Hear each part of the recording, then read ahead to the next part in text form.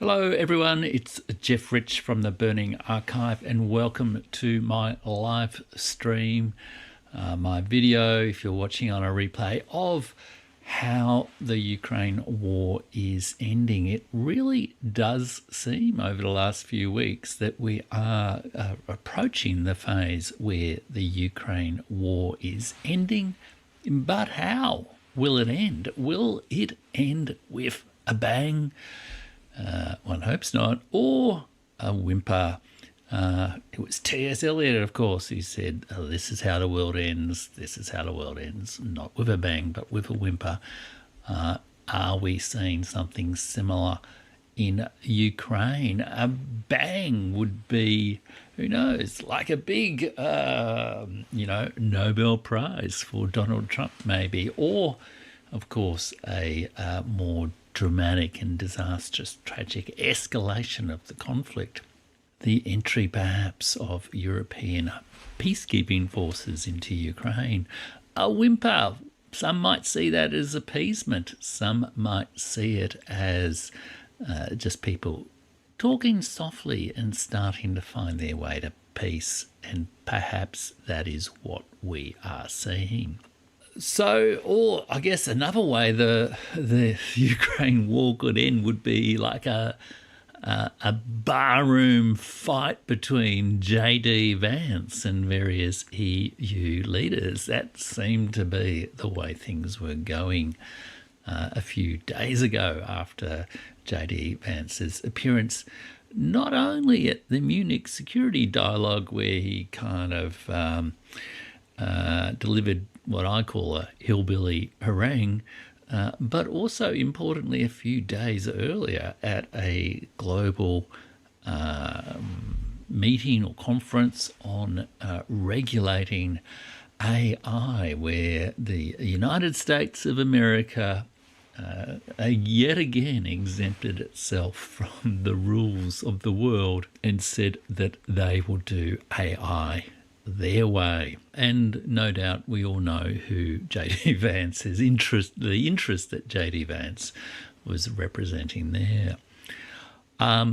Or will it be none of those? Will it just be a long, difficult road towards peace negotiations? I think it was Thomas Mann who once said that war is easy, the work of peace is difficult. But today, literally this morning, Australian time, we seem to have received the news of the Sergei Lavrov and Marco Rubio meeting in Riyadh in Saudi Arabia, where it was Marco Rubio who himself said this is a first step on a long walk towards peace. And he seems to have at least some level of serious intent towards that. And I'm going to talk about the agreements and outcomes of that meeting shortly on the show. There are a lot of quick takes obviously going on at the moment about what's going on with the war, what the outcome of it all is, that sort of thing. And especially with the fireworks and the theatrics and the tears and the temper tantrums, or so-called temper tantrums, that were going on last week after the Munich security dialogue and also after Pete Hegseth's appearance with the defence ministers, Defence Contact Group, I think it's called, where he basically said, pay up, you pay for the war, Europe, because we want to go and fight another war over against China, for God's sake.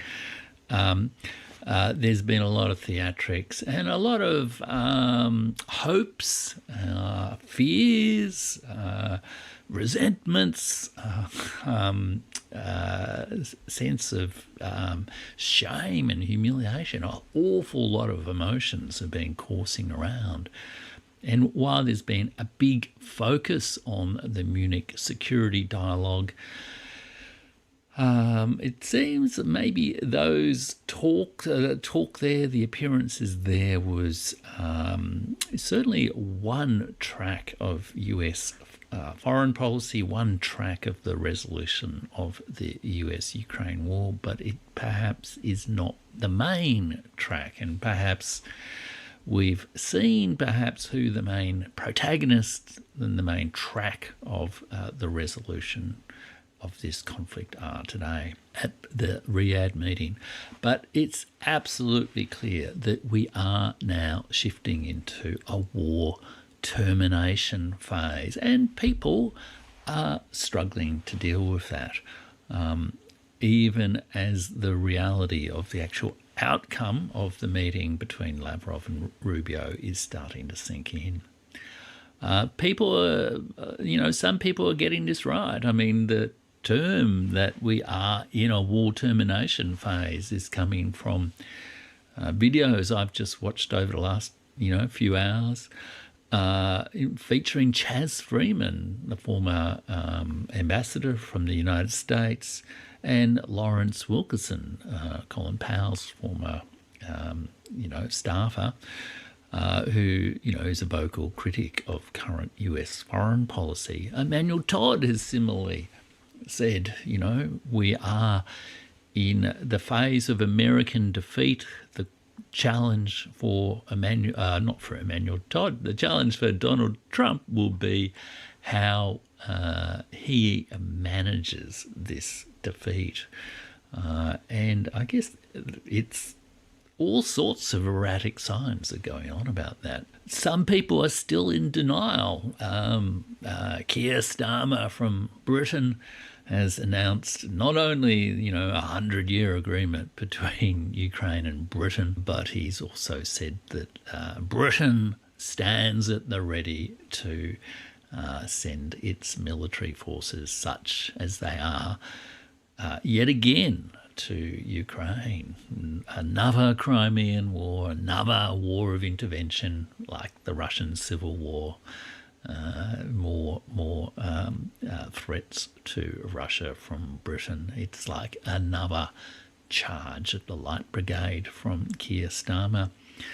And many others are consoling themselves with various myths. I think a lot of the exuberance about J.D. Vance's hillbilly harangue, his speech at the Munich Security Conference, where he gave it to the Europeans, he, showed them who's boss and all that kind of thing, shame the Europeans to their faces, claim that, their democracy was failing when the whole world's been wondering about democracy in the United States for really quite some time.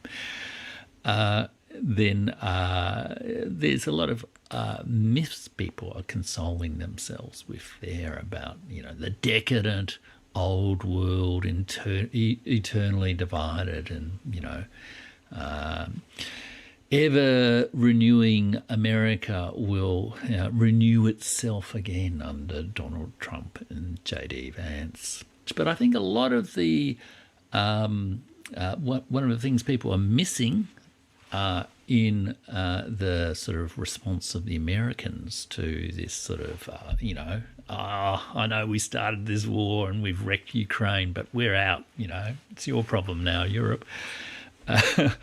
I think a lot of what they're missing is the serious division in the United States. And in a way, the externalization of that division when Vance was addressing the enemy within, he was perhaps not only thinking about the sort of Europeans, but he was also thinking of all those Americans who have fled to the shelter of NATO and the more aggressive anti-Russian countries in the hope that they can outlast, outwit and out-survive Donald Trump and his sort of new foreign policy directions, such as they are.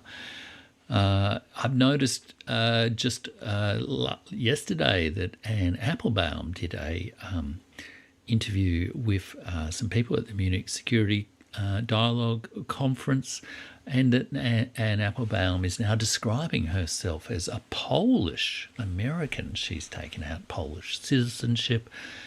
I don't know if she has a Polish heritage in her family background, but she's certainly married to the Polish Foreign Minister Sikorski, who is, one of the more aggressive Atlanticists. And there've been quite a few people, like the guy who does G0. I've just momentarily forgotten his name.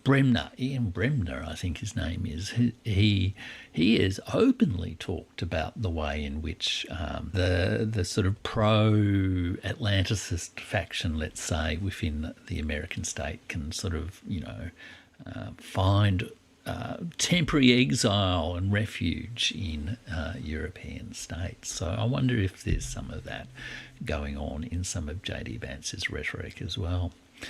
But I also think beyond the actual division of the EU, and a lot of the American commentators are a little bit patronising towards the EU, to be honest, openly contemptuous and channeling the same sort of old, cultural and historical memes that J.D. Vance channeled in his speech of the decadent old world consumed by its petty squabbles and ancient hatreds versus, America, home of the brave and land of the free, or however it goes. The plucky true nation that has saved Europe from itself multiple times and all that kind of thing. I think beyond that, I think there are actually two big things people are missing, I think, in their analysis of what's really going on. And there's been, I think, especially a tendency to analyse the EU response to these sort of statements from Americans in psychologizing, infantilizing sort of ways. They're having temper tantrums and, they're always hopeless and, they're globalists or whatever, things like this, which are not really, major explanations. I think there is, in fact, a serious issue in dispute around the way this war termination is, not just between the United States and Russia, but between the European Union and the United States. We've seen with J.D. Vance's comments that, a lot of his rhetoric about freedom and freedom of speech and all that sort of stuff is a bit of a smoke screen for the American defiance of, trade rules, fair dealings, international regulation of AI. It's constant insistence that it can be an exception to any other kind of rule. But I think there is a really critical issue in this war termination. Now, we know from history that one of the crucial issues about what happens at the end of a war is, what do you do with the debts incurred by the war? Wars are famously expensive. Wars contributed to the French Revolution. Wars contributed to the financial problems of many states over histories. And the dispute over war reparations was tragically mishandled by America as much as anyone, who was the beneficiary of the European war debt, so to speak, during the Peace of Versailles in 1919, leading into World War II. The debts of Britain, its financial losses during World War II, destroyed its empire and enabled America to basically cut out the British Empire as a superpower as the British Empire wanted to be in the post-1945 world. So one of the main issues in war termination is who pays. Often it just becomes, it's not the headline issue, but it's often a very fundamental issue. Who pays and who gets the loot? We've seen this issue in play, I guess, with Donald Trump's comments about we want our money back. If you can't pay us, we'll then give us the rights to exploit your mineral resources. We won't mention all the people who, have died on behalf of our war aims, to weaken Russia and all that sort of thing. We want our money back. We don't want to leave this war with a debt. And that is one of the key issues facing the European Union. The European Union has actually incurred major debts, financial exposure to the war. And what's also revealed in there is they had economic aims in this war as well. One of the key parts of Emmanuel Todd's diagnosis of the lead up to the Ukraine war was the EU's ambition to establish a stronger, dominant economic zone, a sort of almost neo-colonial, if you like, economic zone. Neo-colonial might be going too far, but to extend the significant German industrial zone that extends into the Czech Republic and Slovakia and Poland, etc., into Ukraine. And Ukraine, after all, is the largest country in Europe outside of Russia. So it is a major piece of real estate, a major set of economic resources, a major source of cheap labour. But it seems that the EU is not going to come out as it hoped. In 2014, Victoria Nuland's famous comment about that, the economic agreement between the EU and the Ukraine, which was one of the precipitating causes of this conflict, it is not going to come out with that. And what's more, as the war goes into this termination phase, it looks increasingly like, the Ukraine state may not be in the position, either financially or even legally, to pay back the EU anything ever. It may, totally disintegrate as a state. Its legitimacy has been questioned. The any agreements between the EU or the United States and Ukraine are now under question. The United States sweeping in, demanding, as it actually has demanded, under duress, so to speak, that Zelensky hand over all the rare earths and whatnot, which he has refused to do so far, interestingly, then that is also the resource, I guess, that the EU wanted, perhaps one way or the other, to sort of make up for the bad loans that it's made. This conflict, this debate over how to handle the debt and the loot has been going on for some time. Not widely covered in the press, but I think it's one of the key issues that at the subterranean level is also driving a lot of the reaction of the EU leaders. They have a perhaps not unreasonable complaint that not only is as J.D. Vance's and Donald Trump's sort of, oh, yeah, all these people have died, but we're out kind of thing, morally bankrupt. But they are also basically acting like compradors or like a aggressive merger and acquisition manager as a business is going under.